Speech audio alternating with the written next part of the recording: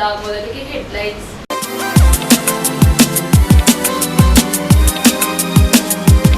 ಕೊಡಗು ಜಿಲ್ಲಾಧಿಕಾರಿಗಳ ಕಚೇರಿ ಮುಂಭಾಗದಲ್ಲಿ ಕರ್ನಾಟಕ ರಕ್ಷಣಾ ವೇದಿಕೆ ವತಿಯಿಂದ ಕನ್ನಡಿಗರಿಗಾಗಿ ಕಡ್ಡಾಯವಾಗಿ ಉದ್ಯೋಗ ಕಲ್ಪಿಸಿಕೊಡುವಂತೆ ಆಗ್ರಹಿಸಿ ಪ್ರತಿಭಟನೆ ಮಾಡಿದರು. ಹೊಳೆನರಸೀಪುರ ಪಟ್ಟಣದ ದೇವಾಂಗ ಬೀದಿಯಲ್ಲಿ ನೂತನವಾಗಿ ನಿರ್ಮಾಣವಾಗಿರುವ ಶ್ರೀ ಚೌಡೇಶ್ವರಿ ಅಮ್ಮನವರ ದೇವಾಲಯವನ್ನು ಲೋಕಾರ್ಪಣೆಗೊಳಿಸಲಾಯಿತು. ಕ್ಯಾರ್ಪೇಟೆ ಪಟ್ಟಣದ ಖಾಸಗಿ ಹೋಟೆಲ್ ಸಭಾಂಗಣದಲ್ಲಿ ಮಾಜಿ ಸ್ಪೀಕರ್ ಕೃಷ್ಣರವರ 84ನೇ ಹುಟ್ಟುಹಬ್ಬದ ಅಂಗವಾಗಿ ವಿಶೇಷ ಕಾರ್ಯಕ್ರಮ ಹಮ್ಮಿಕೊಳ್ಳಲಾಗಿತ್ತು.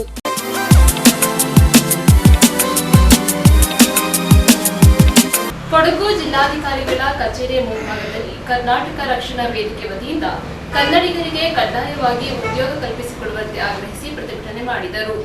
ರಾಜ್ಯಾದ್ಯಂತ ಕರ್ನಾಟಕ ರಕ್ಷಣಾ ವೇದಿಕೆಯ ವತಿಯಿಂದ ಕನ್ನಡಿಗರಿಗೆ ಕಡ್ಡಾಯವಾಗಿ ಉದ್ಯೋಗ ಅವಕಾಶ ಕಲ್ಪಿಸಿಕೊಡುವಂತೆ ಆಗ್ರಹಿಸಿ ಪ್ರತಿಭಟನೆ ಹಮ್ಮಿಕೊಳ್ಳಲಾಗಿದ್ದು, ಇದರ ಬೆನ್ನಲ್ಲೇ ಕೊಡಗು ಜಿಲ್ಲೆಯ ಜಿಲ್ಲಾಧ್ಯಕ್ಷರಾದ ಕೆಎನ್ ದೀಪಕ್ ಹಾಗೂ ರಾಜ್ಯ ಮಹಿಳಾ ಸಂಚಾಲಕರಾದ ಶ್ರೀಮತಿ ದೀಪಾ ಪೂಜಾರಿ ಅವರ ಸಮ್ಮುಖದಲ್ಲಿ ಮಡಿಕೇರಿಯ ಜಿಲ್ಲಾಧಿಕಾರಿಗಳ ಕಚೇರಿಯ ಮುಂಭಾಗದಲ್ಲಿ ಕರ್ನಾಟಕ ರಕ್ಷಣಾ ವೇದಿಕೆ ವತಿಯಿಂದ ಪ್ರತಿಭಟನೆ ಹಮ್ಮಿಕೊಳ್ಳಲಾಗಿತ್ತು.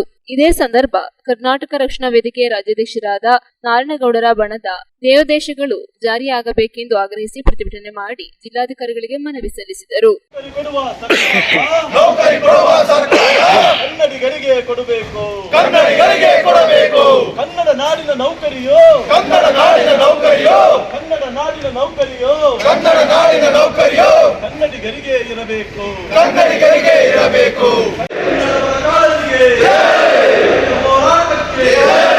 ಕನ್ನಡ ನಾಡಿನಲ್ಲಿ ಕನ್ನಡಿಗರಿಗೆ ಉದ್ಯೋಗವನ್ನ ನೀಡಬೇಕು ಎಂಬ ಹಕ್ಕೊತ್ತಾಯವನ್ನ ಮುಂದಿಟ್ಟು ನಮ್ಮ ಸಂಘಟನೆಯು ನಾಡಿನಾದ್ಯಂತ ಇರುವಂತಹ ಎಲ್ಲಾ ವಿದ್ಯಾವಂತ ಕನ್ನಡಿಗರಿಗೆ ಉದ್ಯೋಗವನ್ನ ಕಡ್ಡಾಯವಾಗಿ ನೀಡಬೇಕು ಎಂಬ ಒಂದು ಮಹಾನ್ವಾದ ಒಂದು ಕಾರ್ಯವನ್ನ ಇವತ್ತು ಮುಂದಿಟ್ಟು ರಾಜ್ಯಾದ್ಯಂತ ಇರುವಂತಹ ಎಲ್ಲಾ ಜಿಲ್ಲಾ ಕೇಂದ್ರಗಳಲ್ಲಿ ಕೂಡ ಈ ಒಂದು ಪ್ರತಿಭಟನೆಯನ್ನ ಹಮ್ಮಿಕೊಂಡಿದ್ದೇವೆ. ಈ ಒಂದು ರಾಜ್ಯ ಸಮಿತಿಯ ನಮ್ಮ ಏನು ಹೈಕಮಾಂಡ್ ಇದ್ದಾರೆ, ನಮ್ಮ ಹೈಕಮಾಂಡ್ ಸೂಚನೆಯಂತೆ ಇದನ್ನ ಕೊಡಗು ಜಿಲ್ಲೆಯಲ್ಲಿ ಕೂಡ ನಮ್ಮ ಒಂದು ಕನ್ನಡ ಪರ ಕಾಳಜಿ ಮತ್ತು ನ್ಯಾಯಪರ ಕಾಳಜಿ, ಕನ್ನಡದ ಮಣ್ಣಿನಲ್ಲಿ ಹುಟ್ಟಿದಂತಹ ನಮಗಳಿಗೆ ಕನ್ನಡಿಗರಿಗೆ ಕನ್ನಡದಲ್ಲಿರ್ತಕ್ಕಂಥ ಕನ್ನಡ ಮಣ್ಣಿನ ಉದ್ಯೋಗವನ್ನು ನೀಡಬೇಕು ಎಂಬಂತ ಒಂದು ಬಹುದೊಡ್ಡ ಬೇಡಿಕೆಯನ್ನ ಸರ್ಕಾರದ ಮುಂದೆ ಮೊದಲನೇ ಬಾರಿಯಾಗಿ ಇಡ್ತಾ ಇದ್ದೇವೆ. ಏನು ಸರೋಜಿನಿ ಮಹಿಷಿ ವರದಿ ಜಾರಿಗೆ ತರಲು ಸರ್ಕಾರಗಳು ಮೀನಾಂಶ ಎಣಿಸಿರುವೋ ಇಂತಹ ಒಂದು ಸರ್ಕಾರಗಳ ಕಣ್ತರಿಸುವ ಒಂದು ಕೆಲಸವಾಗಿ ಮೊದಲ ಭಾಗವಾಗಿ ಮತ್ತೆ ನಾವು ಹೋರಾಟವನ್ನ ಹಿಂದೆ ಕೂಡ ರಕ್ಷಣಾ ವೇದಿಕೆಯಿಂದ ಹೋರಾಟಗಳು ನಡೆದಿದೆ. ಈಗಲೂ ಕೂಡ ಮತ್ತೆ ಸರೋಜಿನಿ ಮಹಿಷಿ ವರದಿಯನ್ನ ಜಾರಿಗೆ ತರಬೇಕು ಎಂಬ ಹಕ್ಕೊತ್ತಾಯವನ್ನು ಮುಂದಿಟ್ಟು ನಾವುಗಳೆಲ್ಲರೂ ಕೂಡ ಇವತ್ತು ನಮ್ಮ ಮಕ್ಕಳ ಭವಿಷ್ಯಕ್ಕಾಗಿ, ನಮ್ಮಗಳ ಪೀಳಿಗೆಯ ಮುಂದಿನ ಭವಿಷ್ಯಕ್ಕಾಗಿ ಇವತ್ತು ನಾವು ಎಲ್ಲರೂ ಇಲ್ಲಿ ಬಂದು ಸೇರಿದ್ದೇವೆ. ನಾವೆಲ್ಲರೂ ಕೂಡ ಹರಿತವಾದ ಶಬ್ದಗಳಿಂದ ಸರ್ಕಾರದ ಕಣ್ಣನ್ನ ತೆರೆಸಬೇಕಾಗಿದೆ. ಹರಿತವಾದ ಶಬ್ದ ನಮ್ಮ ಹೃದಯದಲ್ಲೇ ಇದೆ. ಇಲ್ಲಿಗೆ ನಿಜವಾಗ್ಲೂ ಆಯುಧಗಳಾಗಿರ್ತಕ್ಕಂಥ ನಮ್ಮ ನಾಲಿಗೆಯನ್ನ, ನಮ್ಮ ಶಬ್ದವನ್ನ ಇಲ್ಲಿಂದ ನಮ್ಮ ಸರ್ಕಾರದ ಆಡಳಿತದ ಮುಖಾಂತರ ವಿಧಾನಸೌಧಕ್ಕೆ ಕೂಡ ಕೇಳುವಂತೆ ಆಗಬೇಕೆಂಬ ನಿಟ್ಟಿನಲ್ಲಿ ನಮ್ಮ ಶಬ್ದವನ್ನು ಅತ್ಯಂತ ಗಟ್ಟಿ ಧ್ವನಿಯಲ್ಲಿ ನಾವು ನಮ್ಮ ಆಡಳಿತಕ್ಕೆ ಮುಟ್ಟಿಸಬೇಕು. ಕೇಳಿರಿ ಸರ್ಕಾರ, ಕೇಳಿರಿ ಸರ್ಕಾರ, ನ್ಯಾಯವ ಹೇಳಿರಿ ಸರ್ಕಾರ, ನ್ಯಾಯವ ಹೇಳಿರಿ ಸರ್ಕಾರ. ನ್ಯಾಯವ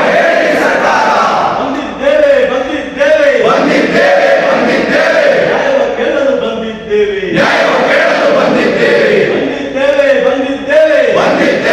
ನ್ಯೂಸ್ ಸಂಗಮಕ್ಕಾಗಿ doctor H M Raghukoti, Kushalnagar ತಾಲೂಕಿನ ಕೂಡ್ಮಂಗೂರು ಸರ್ಕಾರಿ ಪ್ರೌಢಶಾಲೆಯಲ್ಲಿ ವನಸಂಭ್ರಮ ಮಹೋತ್ಸವ ಕಾರ್ಯಕ್ರಮ ಅರ್ಥಪೂರ್ಣವಾಗಿ ನಡೆಯಿತು. ಕುಶಾಲನಗರ ತಾಲೂಕಿನ ಕೂಡ್ಮಂಗೂರು ಸರ್ಕಾರಿ ಪ್ರೌಢಶಾಲೆಯಲ್ಲಿ ಶಾಲೆಯ ಜೆಸಿ ಬೋಸ್ ಇಕೋ ಕ್ಲಬ್, ವಿಜ್ಞಾನ ಸಂಘ, ಎನ್ಎಸ್ಎಸ್ ಘಟಕ, ಭಾರತ್ ಸ್ಕೌಟ್ಸ್ ಮತ್ತು ಗೈಡ್ಸ್ ಸಂಘದ ವತಿಯಿಂದ ಅರಣ್ಯ ಇಲಾಖೆಯ ಸಹಯೋಗದೊಂದಿಗೆ ವನ ಮಹೋತ್ಸವ ಕಾರ್ಯಕ್ರಮ ಹಮ್ಮಿಕೊಳ್ಳಲಾಗಿತ್ತು.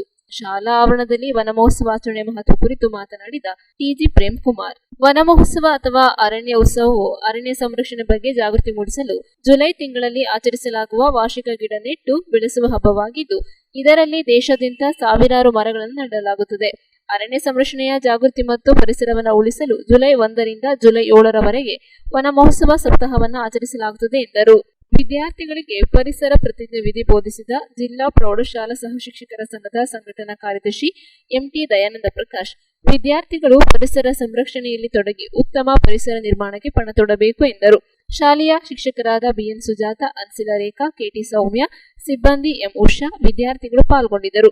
ವಿದ್ಯಾರ್ಥಿಗಳು ಅರಣ್ಯ ಮತ್ತು ಪರಿಸರ ಸಂರಕ್ಷಣೆಗಾಗಿ ತಮ್ಮನ್ನು ತೊಡಗಿಸಿಕೊಳ್ಳುವುದಾಗಿ ಪ್ರತಿಜ್ಞಾವಿಧಿ ಸ್ವೀಕರಿಸಿದರು. ವಿದ್ಯಾರ್ಥಿಗಳು ಅರಣ್ಯ ಮತ್ತು ಪರಿಸರ ಸಂರಕ್ಷಣೆಗೆ ಸಂಬಂಧಿಸಿದಂತೆ ವಿವಿಧ ಘೋಷಣೆಗಳ ಫಲಕವನ್ನು ಹಿಡಿದು ಘೋಷಣೆಗಳನ್ನು ಪ್ರಚುರಪಡಿಸಿದರು. ಹಸಿರೇ ಉಸಿರು, ಅರಣ್ಯ ಸಂರಕ್ಷಣೆ ನಮ್ಮೆಲ್ಲರ ಹೊಣೆ, ಕಾಡೆ ರಾಷ್ಟ್ರದ ಸಂಪತ್ತು, ಮಳೆಗಾಗಿ ಅರಣ್ಯ, ನೀರಿಗಾಗಿ ಅರಣ್ಯ ಸಂರಕ್ಷಣೆ ಮುಂತಾದ ಘೋಷವಾಕ್ಯಗಳೊಂದಿಗೆ ವಿದ್ಯಾರ್ಥಿಗಳು ಪ್ರಚುರಪಡಿಸಿದರು. ಜಲ ಅರಣ್ಯ ಪರಿಸರವನ್ನು ಸಂರಕ್ಷಿಸುತ್ತೇವೆ. ನಾವುಗಳು ಪರಿಸರ ಮತ್ತು ವನ ಮಹೋತ್ಸವದ ಸಂದರ್ಭದಲ್ಲಿ ನಮ್ಮ ಸುತ್ತಮುತ್ತಲಿನ ಜಾಗದಲ್ಲಿ ಗಿಡ ನೆಟ್ಟು ಬೆಳೆಸಿ ಅವುಗಳನ್ನು ಪೋಷಿಸುತ್ತೇವೆ ಎಂದು ಪ್ರತಿಜ್ಞೆಯನ್ನು ಸ್ವೀಕರಿಸುತ್ತಿದ್ದೇನೆ. ಹಾಗೂ ರಾಷ್ಟ್ರೀಯ ಹಸಿರು ಪಡೆ ಯುವ ಕ್ಲಬ್ ಮತ್ತು NSS ರಾಷ್ಟ್ರೀಯ ಯೋಜನೆ ಹಾಗೂ ಭಾರತ್ ಸ್ಕೌಟ್ಸ್ ಗೈಡ್ ಸಂಸ್ಥೆ ಎಲ್ಲ ಸಂಯುಕ್ತ ಆಶ್ರಯದಲ್ಲಿ ನಾವು ಮಕ್ಕಳಲ್ಲಿ ಒಂದು ಪರಿಸರ ಅರಿವು ಮೂಡಿಸಲಿಕ್ಕೆ ಮತ್ತು ಮುಂದಿನ ಭವಿಷ್ಯಕ್ಕಾಗಿ ಉತ್ತಮ ಪರಿಸರ ಕಂಡುಕೊಳ್ಳಲಿಕ್ಕೆ ಗಿಡ ನೆಟ್ಟು ಬೆಳೆಸ್ತಕ್ಕಂಥ ಒಂದು ಕೆಲಸ. ಸರ್ಕಾರ ಕೂಡ ಅರಣ್ಯ ಇಲಾಖೆ ಈಗಾಗಲೇ ನಾವು ವಿದ್ಯಾರ್ಥಿಗೊಂದು ಗಿಡ ಶಾಲೆಗೊಂದು ವನ ಅನ್ನೋ ಒಂದು ಪರಿಕಲ್ಪನೆಯಡಿ ಪ್ರತಿ ವಿದ್ಯಾರ್ಥಿ ಕೂಡ ಒಂದು ಗಿಡ ನೆಟ್ಟು ಅದು ಬೆಳೆಸಿ ಪೋಷಿಸಬೇಕು 3 ವರ್ಷ. ಅದೇ ರೀತಿ ಸಸ್ಯ ಶ್ಯಾಮಲ ಕಾರ್ಯಕ್ರಮಕ್ಕೂ ಮಾಡ್ತಾ ಇದೆ.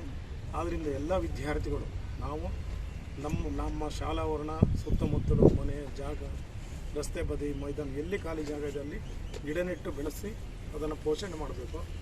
ಗಿಡ ನೆಡೋದ್ರಿಂದ ಏನೋ ಭೂಮಿಯ ಅಂತರ್ಜಲ ಹೆಚ್ಚುತ್ತದೆ, ಪರಿಸರ ಹಸಿರು ಪರಿಸರ ಆಗ್ತದೆ. ಈ ಎಲ್ಲ ಜೀವಿಗಳು ಸಂಕುಲ ಉಳಿಲಿಕ್ಕೆ ಏನು ಪರಿಸರ ಬಹಳ ಮುಖ್ಯವಾಗಿರೋದ್ರಿಂದ ಪ್ರತಿ ವರ್ಷ ವನ ಮಹೋತ್ಸವವನ್ನು ಆಚರಿಸ್ಕೊಂಡು ಜಿಲ್ಲೆಯಲ್ಲಿ ಅದೇ ರೀತಿ ನಾವು ನಮ್ಮ ಶಾಲೆಯಲ್ಲಿ ಕೂಡ ಆಚರಿಸ್ತೇವೆ. ಈ ಒಂದು ಸಂದರ್ಭದಲ್ಲಿ ನಾವೆಲ್ಲರೂ ಕೂಡ ಮುಂದಿನ ಉತ್ತಮ ಭವಿಷ್ಯಕ್ಕಾಗಿ ಉತ್ತಮ ಪರಿಸರವನ್ನು ಕಂಡುಕೊಳ್ಳಲಿಕ್ಕೆ ನೀಡಬೇಕು. ಬರೀ ಸಾಂಕೇತಿಕವಾಗಿ ಈ ಕಾರ್ಯಕ್ರಮ ಒಂದು ವಾರ ಕಾಲ ನಡೀತದೆ. ನಮ್ಮ ಶಾಲೆಯ ಸುತ್ತಮುತ್ತಲ ಶಾಲೆಗಳಿಗೆ ನೀವೆಲ್ಲರೂ ಕೂಡ ಶಾಲೆಯಲ್ಲಿ 1-2 ಗಿಡ ನೆಟ್ಟು ಮನೆಯಲ್ಲೂ ಕೂಡ ಬೆಳೆಸಿ ಪೋಷಿಸಬೇಕು. ಆ ಮೂಲಕ ಉತ್ತಮ ಪರಿಸರ ಕಂಡುಕೊಳ್ಳಲಿಕ್ಕೆ ನಾವೆಲ್ಲ ಪ್ರಯತ್ನ ಪಡೋಣ. ಮಾತನಾಡಿದ ಮುಖ್ಯ ಶಿಕ್ಷಕರಿಗೆ ಧನ್ಯವಾದಗಳು. ಇಂದು ನಮ್ಮ ಶಾಲೆಯ ವಿಜ್ಞಾನ ಶಿಕ್ಷಕಿಯಾದ ಶ್ರೀಮತಿ ರಮ್ಯಾ ಮೇಡಮ್ ರವರು ಒಂದೆರಡು ಮಾತನಾಡಬೇಕೆಂದು ಕೇಳಿಕೊಳ್ಳುತ್ತೇನೆ. ಸರ್ವರಿಗೂ ಶುಭ ಮಧ್ಯಾಹ್ನದ ವಂದನೆಗಳು. ಇಂದು ನಮ್ಮ ಶಾಲೆಯಲ್ಲಿ ಸರ್ಕಾರಿ ಪ್ರೌಢಶಾಲೆ ಕುಡುಮಂಗಳೂರು, ರಾಷ್ಟ್ರೀಯ ಹಸಿರು ಪಡೆ, JC ಕೋರ್ಸ್ ಇಕೋ ಕ್ಲಬ್ ಹಾಗೂ ಭಾರತ್ ಸ್ಕೌಟ್ ಆ್ಯಂಡ್ ಗೈಡ್ಸ್ ಇವುಗಳ ಸಂಯುಕ್ತ ಆಶ್ರಯದಲ್ಲಿ ನಾವು ವನ ಮಹೋತ್ಸವ ಕಾರ್ಯಕ್ರಮವನ್ನು ಹಮ್ಮಿಕೊಂಡಿದ್ದೇವೆ. ಈ ಒಂದು ಕಾರ್ಯಕ್ರಮದ ಹಿನ್ನೆಲೆಯನ್ನು ಹೇಳೋದಾದರೆ ಈ ಒಂದು ಕಾರ್ಯಕ್ರಮವನ್ನು ನಮ್ಮ ರಾಷ್ಟ್ರದಲ್ಲಿ 1947ರಿಂದಲೇ ಪ್ರಾರಂಭ ಮಾಡಿದ್ದಾರೆ. ಅಂದಿನ ಕೇಂದ್ರ ಮಂತ್ರಿಗಳು ಇದಕ್ಕೆ ಚಾಲನೆಯನ್ನು ನೀಡಿ ನಾವು ಪ್ರತಿ ವರ್ಷ ಜುಲೈ 1ನೇ ವಾರದಲ್ಲಿ ಈ ಒಂದು ಕಾರ್ಯಕ್ರಮವನ್ನು ಹಮ್ಮಿಕೊಂಡಿದ್ದೇವೆ. ಈ ವರ್ಷದ ಶೀರ್ಷಿಕೆ ಏನು ಅಂತ ಹೇಳಿದರೆ ಏಕ್ ಪೌಧಾ ಬಾಕ್ಯನ ಅಂತ ಹೇಳಿದರೆ ಈ ಹೇಗೆ ನಾವು ಒಂದು ತಾಯಿ ಒಂದು ಮಗುವನ್ನು ಹೇಗೆ ಪೋಷಿಸುತ್ತೆ ಅದೇ ರೀತಿಯಲ್ಲಿ ಈ ಸಸ್ಯವನ್ನು ನಾವು ನೆಟ್ಟು ಅದನ್ನು ಪೋಷಿಸಿ ತಾಯಿಯ ಹೆಸರಿನಲ್ಲಿ ನಾವು ಅದನ್ನು ಪೋಷಿಸಬೇಕು ಅಂತ ಈ ಒಂದು ಪ್ರಧಾನಮಂತ್ರಿಯವರು ಕೊಟ್ಟಿದ್ದಾರೆ. ಅದೇ ರೀತಿಯಲ್ಲಿ ನಾವೆಲ್ಲರೂ ಕೂಡ ಈ ಪರಿಸರವನ್ನು ಸಂರಕ್ಷಿಸುವ ನಿಟ್ಟಿನಲ್ಲಿ ಕಾರ್ಯಕ್ರಮವನ್ನು ಎಲ್ಲ ಕಡೆ ನೋಡಿಕೊಂಡು ನಾವು ಈಗ ಬೇಸಿಗೆಯಲ್ಲಿ ನಾವು ಹೇಗೆ ನಾವು ಅನುಭವಿಸಬೇಕು ತಾಪಮಾನದ ಏರಿಕೆ ಅದರಿಂದ ಮುಕ್ತಿ ಸಿಗಬೇಕು ಅಂತ ಹೇಳಿದ್ರೆ ನಾವು ಈಗ ಮಳೆಗಾಲದಲ್ಲಿ ಹೆಚ್ಚು ಸಸ್ಯಗಳನ್ನು ನೆಡಬೇಕು. ಈ ನಿಟ್ಟಿನಲ್ಲಿ ನಮ್ಮ ಶಾಲೆಯಿಂದ ಕಾರ್ಯಕ್ರಮ ಹಮ್ಮಿಕೊಂಡಿದ್ದೇವೆ. ನಾವೆಲ್ಲರೂ ಪ್ರತಿಜ್ಞೆಯನ್ನು ಮಾಡುತ್ತಾ ಈ ಒಂದು ಪರಿಸರವನ್ನು ಉಳಿಸುವ ಕಾರ್ಯಕ್ರಮವನ್ನು ಎಲ್ಲರೂ ಕೂಡ ಮಾಡೋಣ. ನ್ಯೂಸ್ ಸಂಗಮಕ್ಕಾಗಿ ಡಾಕ್ಟರ್ HM ರಘುಕೋಟಿ, ಕುಶಾಲನಗರ. ಹಾಸನ ಜಿಲ್ಲೆಯ ಹೊಳೆನರಸೀಪುರ ಪಟ್ಟಣದ ದೇವಾಂಗ ಬೀದಿಯಲ್ಲಿ ನೂತನವಾಗಿ ನಿರ್ಮಾಣವಾಗಿರುವ ಶ್ರೀ ರಾಮಲಿಂಗೇಶ್ವರ ಚೌಡೇಶ್ವರಿ ಅಮ್ಮನವರ ದೇವಾಲಯವನ್ನು ಲೋಕಾರ್ಪಣೆಗೊಳಿಸಿದರು. ಇಂದಿನ ಒತ್ತಡದ ಬದುಕಿನಲ್ಲಿ ದೇವರು ಮತ್ತು ಧರ್ಮದ ಮಾರ್ಗದಲ್ಲಿ ಸಾಗಿದಾಗ ಮಾತ್ರ ಜೀವನದಲ್ಲಿ ಯಶಸ್ಸನ್ನು ಸುಲಭವಾಗಿ ಪಡೆಯಬಹುದು ಎಂದು ರಾಜ್ಯದ ಮಾಜಿ ಸಚಿವ ಹೊಳೆನರಸೀಪುರ ಕ್ಷೇತ್ರದ ಶಾಸಕ HD ರೇವಣ್ಣ ತಿಳಿಸಿದರು. ಹೊಳೆನರಸೀಪುರ ಪಟ್ಟಣದ ದೇವಾಂಗ ಬೀದಿಯಲ್ಲಿ ನೂತನವಾಗಿ 1.5 ಕೋಟಿ ರು ವೆಚ್ಚದಲ್ಲಿ ನಿರ್ಮಿಸಿರುವ ಶ್ರೀ ರಾಮಲಿಂಗ ಚೌಡೇಶ್ವರಿ ಅಮ್ಮನವರ ನೂತನ ದೇವಾಲಯವನ್ನು ಲೋಕಾರ್ಪಣೆಗೊಳಿಸಿ ಮಾತನಾಡಿದರು. ಇಂದಿನ ಒತ್ತಡದ ಯಾಂತ್ರಿಕ ಬದುಕಿನಲ್ಲಿ ನಾವು ಮನಸ್ಸಿಗೆ ಶಾಂತಿ ಮತ್ತು ನೆಮ್ಮದಿಯನ್ನು ಪಡೆಯಬೇಕಾದರೆ ದೇವರು ಮತ್ತು ಧರ್ಮದ ಮಾರ್ಗದಲ್ಲಿ ಸಾಗುವುದು ಅನಿವಾರ್ಯವಾಗಿದೆ. ಭಗವಂತನ ಕೃಪೆಗೆ ಪಾತ್ರರಾಗುವುದರಿಂದ ಮನಸ್ಸಿಗೆ ಶಾಂತಿ ನೆಮ್ಮದಿಯು ದೊರೆಯುವುದಲ್ಲದೆ ಕೈ ಹಿಡಿದ ಕೆಲಸ ಕಾರ್ಯಗಳಲ್ಲಿ ಯಶಸ್ಸನ್ನು ಕೂಡ ಸುಲಭವಾಗಿ ಪಡೆಯಬಹುದು ಎಂದರು.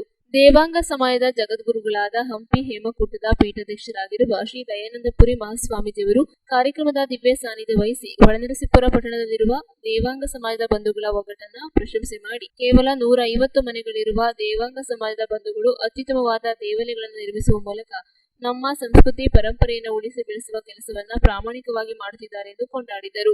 ವಿಧಾನ ಪರಿಷತ್ ಮಾಜಿ ಸದಸ್ಯ ಹಾಗೂ ದೇವಾಂಗ ಸಮಾಜದ ಮಾಜಿ ರಾಜ್ಯಾಧ್ಯಕ್ಷರಾದ ತುರುವೇಕೆರೆ ಎಂಡಿ ಲಕ್ಷ್ಮೀನಾರಾಯಣ ಕಾರ್ಯಕ್ರಮದಲ್ಲಿ ಮಾತನಾಡಿದರು. ದೇವಾಂಗ ಸಮಾಜದ ರಾಜ್ಯಾಧ್ಯಕ್ಷ ರವೀಂದ್ರ ಪಿ ಕಲಬುರ್ಗಿ, ಪ್ರಧಾನ ಕಾರ್ಯದರ್ಶಿ ಪ್ರೊಫೆಸರ್ ಧನ್ಪಾಲ್, ಹಾಸನ ಜಿಲ್ಲಾ ದೇವಾಂಗ ಸಮಾಜದ ಅಧ್ಯಕ್ಷರಾದ ನಂಜುಂಡಸ್ವಾಮಿ, ಹೊಳೆನರಸೀಪುರ ತಾಲೂಕು ದೇವಾಂಗ ಸಮಾಜದ ಅಧ್ಯಕ್ಷರಾದ ಡಾಕ್ಟರ್ ಕೆ ರಾಜೇಶ್, ಗೌರವ ಅಧ್ಯಕ್ಷ ಉದ್ಯಮಿ ಬಿ ರಾಜಶೇಖರ್, ಪುರಸಭೆ ಮಾಜಿ ಅಧ್ಯಕ್ಷರಾದ ವೀಣಾ ರಾಜೇಶ್, ಸಂಘದ ಮಾಜಿ ಅಧ್ಯಕ್ಷರಾದ ತಿರುಪತಿ ತಮ್ಮಣ್ಣ ಶೆಟ್ಟಿ, ಪ್ರಧಾನ ಕಾರ್ಯದರ್ಶಿ ಸೋಮಶೇಖರ್, ಖಜಾಂಚಿ ರಾಘವೇಂದ್ರ, ದೇವಾಂಗ ಯುವಕ ಸಂಘದ ಅಧ್ಯಕ್ಷರಾದ ಶಂಕರ್, ಕೆಆರ್ಪೇಟೆ ತಾಲೂಕು ಪಂಚಾಯಿತಿ ಮಾಜಿ ಅಧ್ಯಕ್ಷರಾದ ವಿಜಯಲಕ್ಷ್ಮಿ ರಾಜಶೇಖರ್ ಸೇರಿದಂತೆ ಸಾವಿರಾರು ಜನರು ಶ್ರೀ ಚೌಡೇಶ್ವರಿ ಅಮ್ಮನವರ ದೇವಾಲಯದ ಲೋಕಾರ್ಪಣೆ ಕಾರ್ಯಕ್ರಮದಲ್ಲಿ ಭಾಗವಹಿಸಿದ್ದರು. ಇದೇ ಸಂದರ್ಭದಲ್ಲಿ ದೇವಾಲಯದ ನಿರ್ಮಾಣಕ್ಕೆ 30 ಲಕ್ಷ ರು ಧನ ಸಹಾಯ ಮಾಡಿದ ಮಾಜಿ ಸಚಿವ ಎಚ್.ಡಿ. ರೇವಣ್ಣ ಅವರಿಗೆ ಚೌಡೇಶ್ವರಿ ಅಮ್ಮನವರ ಬೆಳ್ಳಿ ವಿಗ್ರಹವನ್ನು ನೀಡಿ ಸನ್ಮಾನಿಸಿ ಗೌರವಿಸಲಾಯಿತು.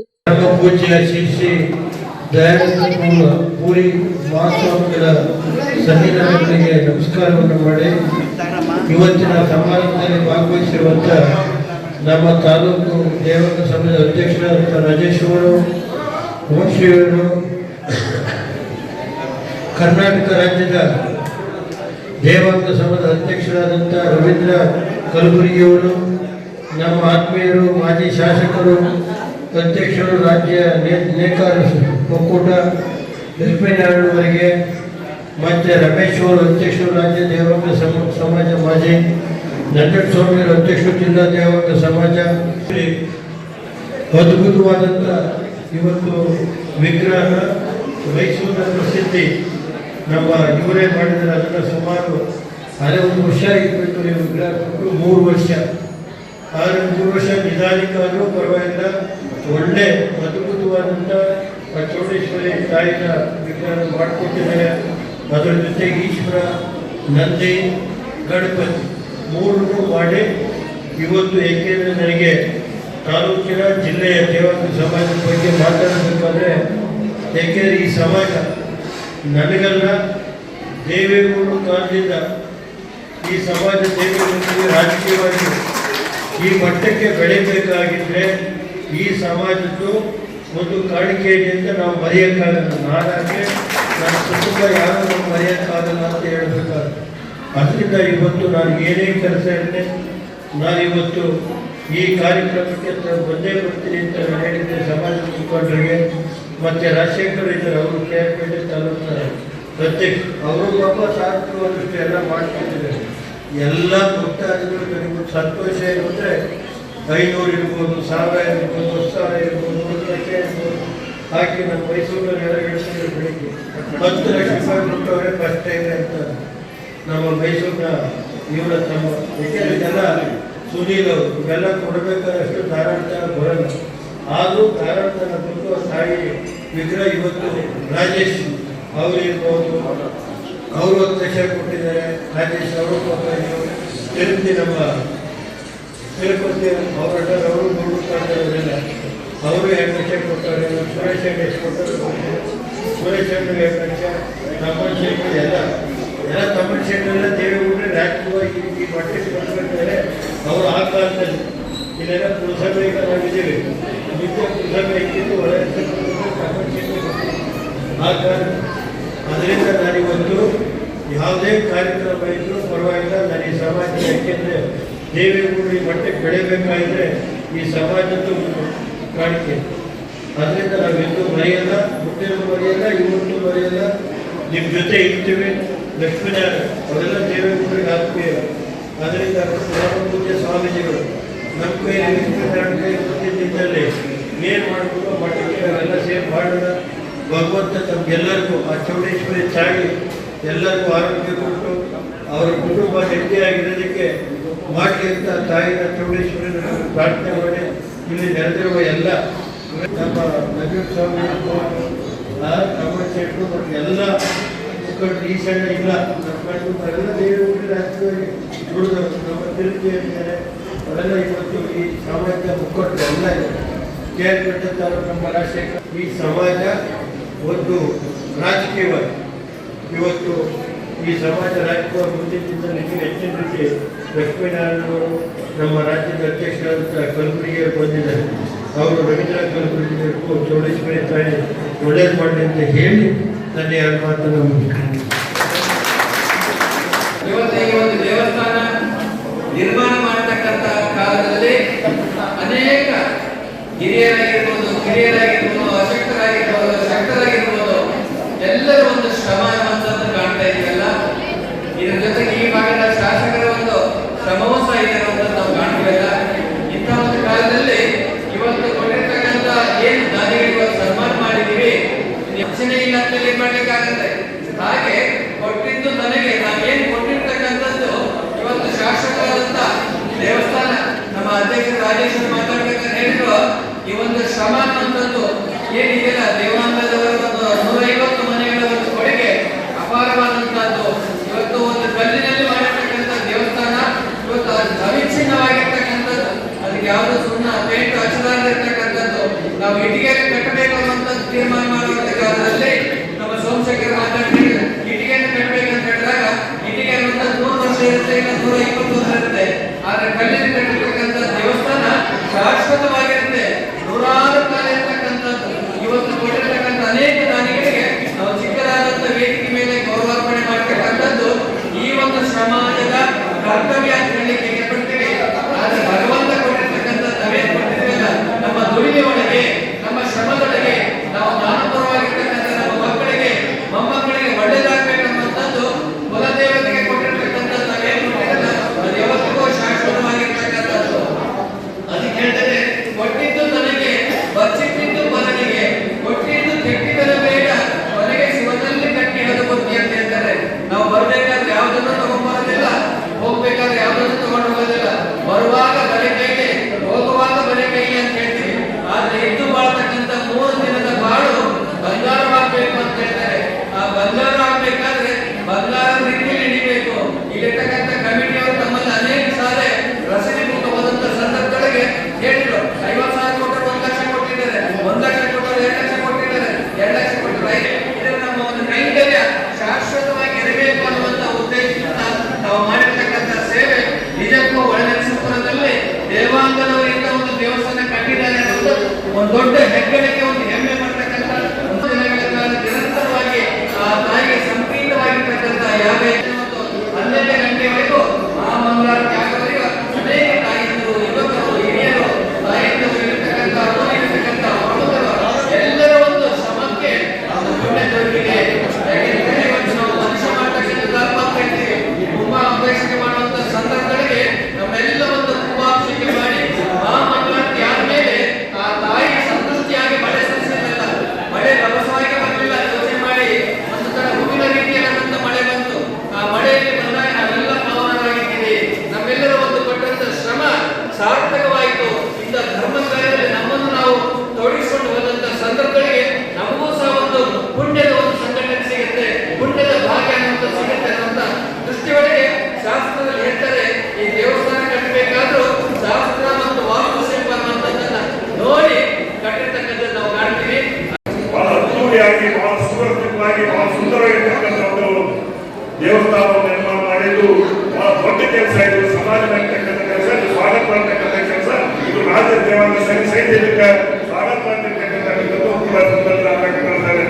ಒಂದು ವೇಳೆ ಬೇಕು, ನಾವು ಎಷ್ಟು ಗಳಿಸಿದ್ರು ಕೂಡ ಇಲ್ಲೇ ಬಿಟ್ಟು ಹೋಗ್ತೀವಿ, ಎಷ್ಟು ಗಳಿಸಿದ್ರು ಇಲ್ಲೇ ಬಿಟ್ಟು ಹೋಗ್ತೀವಿ. ಯಾವುದು ಏನಿಲ್ಲ, ಒಯ್ಯುವಾಗ ಹೋಗುವಾಗ ಒಳ್ಳೆಯದು ಕೆಟ್ಟದ್ದು ಅರ್ಥ ತಗೊಂಡು ಹೋಗ್ತೀವಿ. ಒಳ್ಳೆಯದಿದ್ದಪ್ಪ ಇನ್ನು ನಾಲ್ಕು ಸಿಗಬೇಕು ಅಂತಕ್ಕಂಥದ್ದನ್ನ ನಾವು ನಡೆಸ್ತೀವಿ. ಎಲ್ಲರಿಗೂ ಮಾಡಕ್ಕೆ ಸಾಕು ಅಂತಕ್ಕಂಥ ಒಂದು ಪ್ರವೃತ್ತಿಯನ್ನು ನಾವು ಮಾಡಬಾರ್ದು. ಸಮಾಜಮುಖಿಯಾಗಿ ಸಮಾಜ ಸೇವೆಯನ್ನು ಮಾಡಿ ನಮ್ಮ ಮುಂದಕ್ಕೂ ಕೂಡ ನಮ್ಮ ಭವಿಷ್ಯವನ್ನು ರೂಪಿಸಿಕೊಳ್ತಕ್ಕಂಥ ಆಗುವಂತಕ್ಕಂಥ ಮಾತನ್ನು ಕೂಡ ಹೇಳಿ ಇವತ್ತು ನಾವು ನಮ್ಮನ್ನು ಬಹಳ ಗೌರವವಾಗಿ ಸನ್ಮಾನ ಮಾಡಿ ನಮ್ಮ ಗೌರವವಾಗಿ ಬಹಳ ಅದ್ದೂರಿಯಾಗಿ ಒಂದು ಅಭಿಷೇಕದ ಲೋಕಾರ್ಪಣೆ ಇರ್ಬೋದು, ತದನಂತರ ಕುಂಭಾಭಿಷೇಕ ಇರ್ಬೋದು, ತದನಂತರ ಒಂದು ಎಲ್ಲ ರೀತಿಯಲ್ಲಿ ಇವತ್ತು ನಾವು ಅದ್ದೂರಿ ಒಂದು ಹಬ್ಬ ಬಹಳ ಅರ್ಚನೆ ಸ್ವಲ್ಪ ಅರ್ಚನೆ ಇದ್ದೀವಿ. ಅದಕ್ಕೆ ಗೋಡನ ಕೃಪೆ ಅದು ಒಳ್ಳೆ ಶುಭ ಸೂಚನೆ ಅಂತಕ್ಕಂಥದ್ದನ್ನು ನಾವು ಅರ್ಥ ಮಾಡಿಕೊಂಡು ಆ ನೀತಿನೊಳಗೆ ನಾವು 3 ವರ್ಷ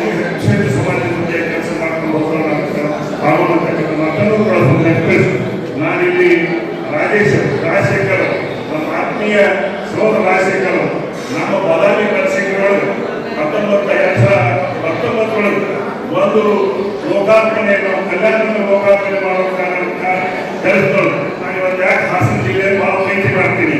ನ್ಯೂಸ್ ಸಂಗಮಕ್ಕಾಗಿ ಡಾಕ್ಟರ್ ಕೆಆರ್ ನೀಲಕಂಠ, ಕೆಆರ್ಪೇಟೆ. ರಾಮನಗರ ಖಾಸಗಿ ಹೋಟೆಲ್ನಲ್ಲಿ ಆಮ್ ಆದ್ಮಿ ಪಕ್ಷದ ವತಿಯಿಂದ ನೂತನ ಪದಾಧಿಕಾರಿಗಳ ಆಯ್ಕೆ ನಡೆಯಿತು. ಸ್ಥಳೀಯ ಸಂಸ್ಥೆ ಚುನಾವಣೆಗಳನ್ನ ಗಮನದಲ್ಲಿರಿಸಿಕೊಂಡು ಆಮ್ ಆದ್ಮಿ ಪಕ್ಷವನ್ನ ಸದೃಢವಾಗಿ ಸಂಘಟಿಸಲಾಗುತ್ತಿದೆ ಎಂದು ಪಕ್ಷದ ರಾಜ್ಯ ಸಂಘಟನಾ ಕಾರ್ಯದರ್ಶಿ ನಾಗಣ್ಣ ತಿಳಿಸಿದರು.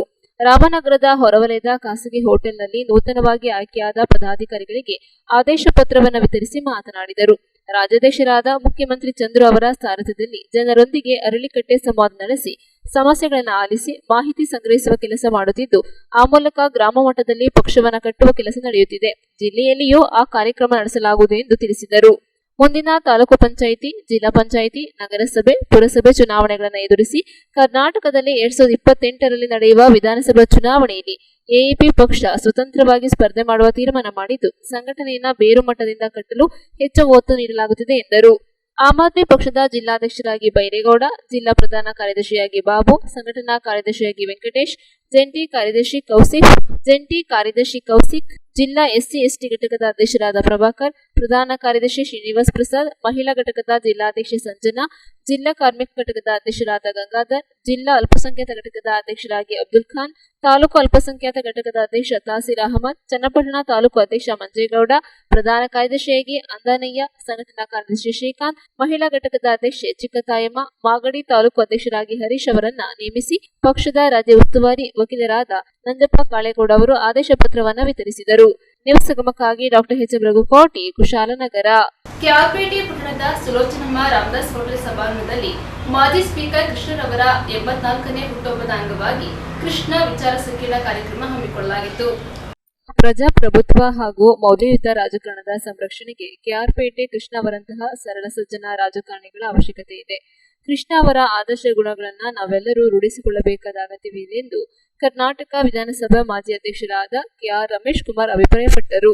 ಕೆಆರ್ಪೇಟೆ ಪಟ್ಟಣದ ಸುಲೋಚನಮ್ಮ ರಾಮದಾಸ್ ಸಭಾಂಗಣದಲ್ಲಿ ಮಾಜಿ ಸ್ಪೀಕರ್ ಕೃಷ್ಣ ಪ್ರತಿಷ್ಠಾನದ ವತಿಯಿಂದ ಹಮ್ಮಿಕೊಂಡಿದ್ದ ಮಾಜಿ ಸ್ಪೀಕರ್ ಕೃಷ್ಣ ಅವರ 84ನೇ ಹುಟ್ಟುಹಬ್ಬದ ಅಂಗವಾಗಿ ಹಮ್ಮಿಕೊಳ್ಳಲಾಗಿದ್ದ ಕೃಷಿ ವಿಚಾರ ಸಂಕಿರಣ ಹಾಗೂ ವಿದ್ಯಾರ್ಥಿಗಳಿಗೆ ಪ್ರತಿಭಾ ಪುರಸ್ಕಾರ ಹಾಗೂ ಸಾಧಕರಿಗೆ ಕೃಷ್ಣ ಪುರಸ್ಕಾರ ಕಾರ್ಯಕ್ರಮವನ್ನ ಜ್ಯೋತಿ ಬೆಳಗಿಸಿ ಉದ್ಘಾಟಿಸಿ ಮಾತನಾಡಿದರು.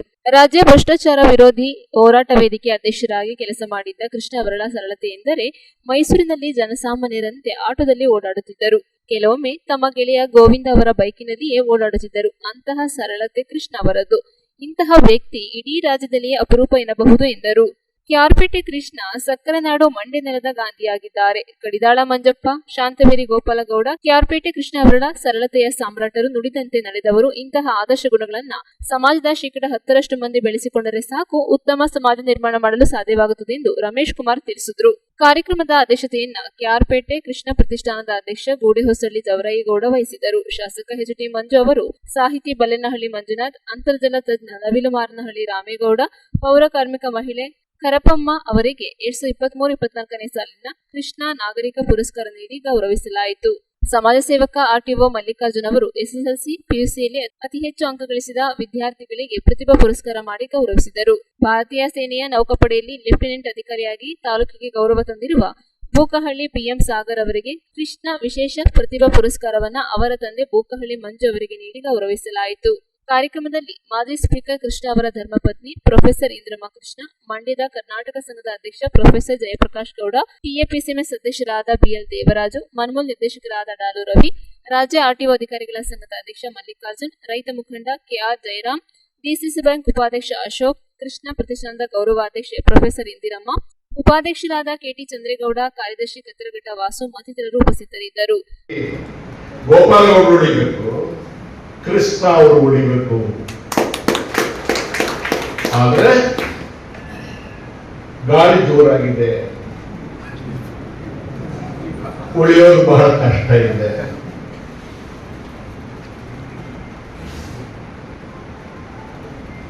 ಒಂದೊಂದು ಯಾವ ವಿಷಯವನ್ನು ನಾವು ತೆಗೆದುಕೊಂಡ್ರು ಬದುಕೋದು ಬಹಳ ಕಷ್ಟ ಇದೆ. ಈ ಕೆಟ್ಟ ದಿನಗಳಲ್ಲಿ ನಿಮಗೆ ಏನನ್ನು ಕೊಡದೇ ಇದ್ದಂತ ಮನುಷ್ಯನನ್ನ, ಏನನ್ನು ಕೊಡದೇ ಇದ್ದ ಮನುಷ್ಯ ಅಂದ್ರೆ ನಿಮಗೆ ನಗದೇನು ಕೊಟ್ಟಿಲ್ಲ, ಬಹುಮಾನಗಳು ಕೊಟ್ಟಿಲ್ಲ, ಆಸ್ತಿಪಾಸ್ತಿಗಳು ಕೊಟ್ಟಿಲ್ಲ. ಅಧಿಕಾರದಲ್ಲಿ ಏನಿಲ್ಲ. ಕೆಲವು ಆದರ್ಶಗಳನ್ನು ನಿಮಗೆ ನೀಡಿದಂತಹ ಒಬ್ಬ ಮನುಷ್ಯನನ್ನ ನೀವು ನೆನಪು ಮಾಡಿಕೊಂಡು ಇಷ್ಟು ಮಾತ್ರ ಸೇರಿಲ್ಲ. ಇದೇ ಸಾಕ್ಷಿ, ದೀಪ ಆರದಿಲ್ಲ ಉಳಿಸಿ. ಜಯರಾಮ್ ಇಲ್ಲಿದ್ದಾರೆ. ಜಯರಾಮ್ ನನ್ನ ಪರಿಚಯ ಎಷ್ಟಿದೆ ಅಂತ ಗೊತ್ತಿಲ್ಲ. ಜಯರಾಮ್ ಬಗ್ಗೆ ನಾನು ಕೇಳಿ ನಂಜನಸ್ವಾಮಿ ಅವರನ್ನು ನಾವು ಮರೆಯೋದೇ ಸಾಧ್ಯ ಇಲ್ಲ. ಬೇರೆ ವ್ಯತ್ಯಾಸಗಳ ಅನಂತರದ ದಿನಗಳಲ್ಲಿ ಅವರವರ ಮಧ್ಯೆ ಏನೆಲ್ಲ ಬಂದಿದ್ರು ಒಂದು ಟೈ ಹಾಕೊಂಡು ಬೋಗ್ ಕಟ್ಕೊಂಡು ಸೂಟ್ ಹಾಕೊಂಡು ಬೆಂಗಳೂರಲ್ಲಿ ಇದ್ದಂತಹ ನಂಜನಸ್ವಾಮಿ ಅವರು ಹಳ್ಳಿಗೆ ಬಂದು ರೈತ ಸಂಘಗಳನ್ನು ಕಟ್ತಾರೆ. ರೈತ ಸಂಘ ಅಂದ್ರೆ ಮೊದಲನೇ ಸಾರಿಗೆ ಸರ್ಕಾರಿ ಕಚೇರಿಗಳಲ್ಲಿ ಭಯ ಪಡ್ತಕ್ಕಂಥ ವಾತಾವರಣವನ್ನು ಸೃಷ್ಟಿ ರೈತರದೊಂದು ಸಂಘಟನೆ ಅಂತ. ಸ್ವಾಮಿ ಅವ್ರು ನೆನಪಿಲ್ಲ, ಅವ್ರು ಒಂದೇ ಟರ್ನ್ ಮೆಂಬರ್ ಆಗಿ. ಪುಟ್ಟಣ್ಣಗೆ ಅವ್ರು ನನಗೆ ಬಹಳ ಆತ್ಮೀಯರು. ಅವ್ರು ತೀರ್ಕೊಂಡಾಗ ಅದೇ ಕೆಲಸವಾಗಿ ಓಡ್ ಬಂದೆ, ನಾನು ಓಡಾಡ್ದೆ. ಪ್ರತಿಷ್ಠಾನ ಮಾಡಿಕೊಂಡು ಕೆಲಸವನ್ನ ಮಾಡ್ತಾ ಇದ್ದಾರೆ. ನಾನು ಇಲ್ಲಿ ತಹಶೀಲ್ದಾರ್ ಆಗಿದ್ದಂತ ಸಂದರ್ಭದಲ್ಲಿ ಜನರು ಮಾತನಾಡಿಕೊಳ್ಳುವ ಮನಸ್ಸುಗಳು ನನಗೆ ಈಗಲೂ ಗೋಚರ ಆಗ್ತವೆ. ನಾನು ಅಸಿಸ್ಟೆಂಟ್ ಕಮಿಷನರ್ ಆಗಿದ್ದಾಗ ಪಾಂಡವಪುರ ಸಬ್ ಡಿವಿಷನ್ಗೆ ಜನರು ಹೇಗೆ ಮಾತಾಡ್ಕೊತಿದ್ರು ಸ್ಪೀಕರ್ ಕೃಷ್ಣ ಅವ್ರ ಬಗ್ಗೆ. ನಾನು ಯಾವಾಗಲೂ ಯಾರತ್ರ ಹೇಳ್ಬೇಕಾದ್ರೆ ಸ್ಪೀಕರ್ ಕೃಷ್ಣ ಅವ್ರ ಬಗ್ಗೆ ಹೇಳ್ತೀನಿ. ಯಾಕಂದ್ರೆ ಆ ಸ್ಪೀಕರ್ ಹುದ್ದೆಗೆ ಒಂದು ಘನತೆಯನ್ನ ತಂದುಕೊಟ್ಟಂತ ಮಹಾನ್ ರಾಜಕೀಯ ಮುತ್ಸದಿ ನಮ್ಮ KR ಪೇಟೆ ಕೃಷ್ಣರವರು. ಯಾರೋ ಅನ್ಬೋದು, ಪದ್ಮಾರಾಣಿ ಕೃಷ್ಣ ಏನ್ ಮಾಡಿದ್ರೆ ಬಂದು ಜನಕ್ಕೆಲ್ಲ ಮುಖಾಮುಖಿ ರಾಜ್ತಿದ್ದ, ಬೈತಿದ್ದ, ಹೋಗೋ ಕೆಲಸ ಮಾಡಿ ವಿಧಾನಸೌಧಕ್ಕೆ ಯಾಕೆ ಬರ್ತೀರಿ ನೀವು ಅಂತ ಹೇಳ್ತಿದ್ದ ಅಂತ ಅನ್ಕೋಬಹುದು. ಆದ್ರೆ ಅದು ನಿಮ್ಮ ಸಂಕುಚಿತ ಮಾತುಗಳಾಗಬಹುದು. ಆದ್ರೆ ಅವರ ತುಡಿತ, ನಮ್ಮ ಜನ ದುಡಿಬೇಕು, ವೈಯಕ್ತಿಕವಾಗಿ ಅವ್ರ ಕಾಲ ಮೇಲೆ ಅವ್ರು ನಿಲ್ಲಬೇಕು, ಸ್ವಾವಲಂಬಿಗಳಾಗಬೇಕು, ಸುಮ್ಮನೆ ಈ ರಾಜಕೀಯದವರಿಂದ ಸುತ್ತಿ ಕಾಲ ಹಾಳು ಮಾಡಿಕೊಂಡು ಪುಡಾರಿಗಳ ಭಾವನೆಯನ್ನ ಬಿಡಬೇಕು ಅನ್ನೋ ಉದ್ದೇಶಕ್ಕೋಸ್ಕರ ಹೇಳ್ತಿದ್ರು ಅಂತ ನನಗೆ ಅನಿಸುತ್ತೆ. ಒಬ್ಬ ಸ್ಪೀಕರ್ ಆಗಿ KSRTC ಬಸ್ ನಲ್ಲಿ ಮೈಸೂರಿನಿಂದ ಬರ್ತಾರೆ, ಬೆಂಗಳೂರಿಗೆ KSRTC ಬಸ್ ನಲ್ಲಿ ಹೋಗ್ತಾರೆ. ಎಷ್ಟೋ ಸಲ ಅವರು ಒಬ್ಬ ಗೊತ್ತಿಲ್ಲದ ವ್ಯಕ್ತಿಯಿಂದ ಸೀಟ್ ಬಿಡ ನೀನು ಅಂತ ಕೇಳಿದ್ದಾರೆ, ಬಯಸ್ಕೊಂಡಿದ್ದಾರೆ ಅನ್ನೋ ಎಲ್ಲ ಮಾತ್ರ ನಾನು ಕೇಳಿದ್ದೀನಿ. ಅವಾಗ ಅನ್ಸುತ್ತೆ, ಒಬ್ಬ ವ್ಯಕ್ತಿ ಮನಸ್ಸು ಮಾಡಿದ್ರೆ ಎಂತ ಆದರ್ಶಗಳನ್ನು ಕೂಡ ಉನ್ನತ ಸ್ಥಾನಕ್ಕೆ ತೆಗೆದುಕೊಂಡು ಹೋಗ್ಲಿಕ್ಕೆ ಸಾಧ್ಯ ಇದೆ. ಯಾವುದು ಎಲ್ಲ ಸಮಾಜಕ್ಕೆ ಇದು ಕಷ್ಟ, ಈ ರೀತಿ ಬದುಕಕ್ಕಾಗುತ್ತಾ, ಇಷ್ಟೊಂದು ಸಿಂಪಲ್ ಆಗುತ್ತಾ, ಜನ ಏನ್ ಅನ್ಕೊಂತಾರೋ ಏನಿಲ್ಲ ಅಂತ ಅನ್ಕೊಂತಾರೋ ಅಂತ ಅನ್ನೋ ಒಂದು ಒಳ ಆಲೋಚನೆ ಇದ್ರೂ ಕೂಡ ಇಲ್ಲ, ನಾನು ಇದೇ ಬದುಕಬೇಕು, ಹೀಗೆ ನಾನು ನನ್ನ ಬದುಕನ್ನ ಸಹಜವಾಗಿ ನಡೆಸಬೇಕು ಅನ್ನೋ ಒಂದು ಹಂಬಲವನ್ನ ಇಟ್ಟುಕೊಂಡು ಹಾಗೆಯೇ ಸಾಧಿಸಿ ತೋರಿಸಿದ KR ಪೇಟೆ ಕೃಷ್ಣರವರು ನಮ್ಗೆಲ್ಲರಿಗೂ ಕೂಡ ಆದರ್ಶ ಆಗ್ತಾರೆ. ಇವತ್ತು ಕೃಷ್ಣರಾಜಪೇಟೆ ಇಡೀ ಮಂಡ್ಯ ಜಿಲ್ಲೆಯ ಮೂಲೆಯಲ್ಲಿದೆ.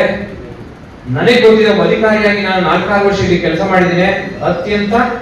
ಅತ್ಯಂತ ಅಂದ್ರೆ ಇದನ್ನ ಹೇಗೆ ವಿವರ ಮಾಡ್ತಿರೋ ಗೊತ್ತಿಲ್ಲ, ಒಂದು ರೀತಿ ನೆಗ್ಲೆಕ್ಟೆಡ್ ಪಾರ್ಟ್ ಆಗಿದೆ ಅಂತ ಅನಿಸುತ್ತೆ. ನಾನೇನು ಇಲ್ಲಿಯವನಲ್ಲ, ಆದ್ರೂ ಇಲ್ಲಿ ಉಂಡು ತಿಂದು ಬೆಳೆದು ನಿಮ್ಮೆಲ್ಲರ ಪ್ರೀತಿಯಿಂದ ಒಬ್ಬ ಅಧಿಕಾರಿಯಾಗಿ ಒಳ್ಳೆ ಅಧಿಕಾರಿ ಅಂತ ಹೆಸರು ಮಾಡಿದ್ದೀನಿ ಅಂದ್ರೆ ಈ ಕೃಷ್ಣರಾಜಪೇಟೆಯ ಜನರ ಒಂದು ಆಶೀರ್ವಾದ. ಇದು ಯಾವಾಗಲೂ ಮಾನ್ಯ ಶಾಸಕರು. ನ್ಯೂಸ್ ಸಂಗಮಕ್ಕಾಗಿ doctor KR Neelakanta, KR Pete. ಕೊನೆಯಲ್ಲಿ ಮತ್ತೊಮ್ಮೆ ಹೆಡ್ಲೈನ್ಸ್.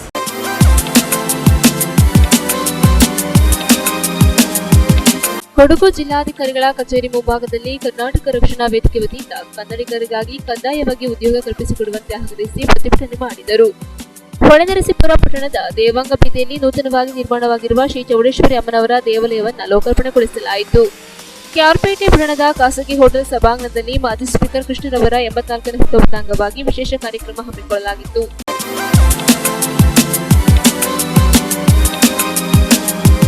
ಇಲ್ಲಿಗೆ ನ್ಯೂಸ್ ಸಂಗಮ ಮುಕ್ತಾಯವಾಯಿತು. ಸುದ್ದಿ, ಮಾಹಿತಿ, ಮನೋರಂಜನೆಗಾಗಿ ನೋಡ್ತಾ ಇರಿ ಸಂಗಮ ಟಿವಿ. ವಂದನೆಗಳೊಂದಿಗೆ ಸುಪ್ರೀತಾ LN.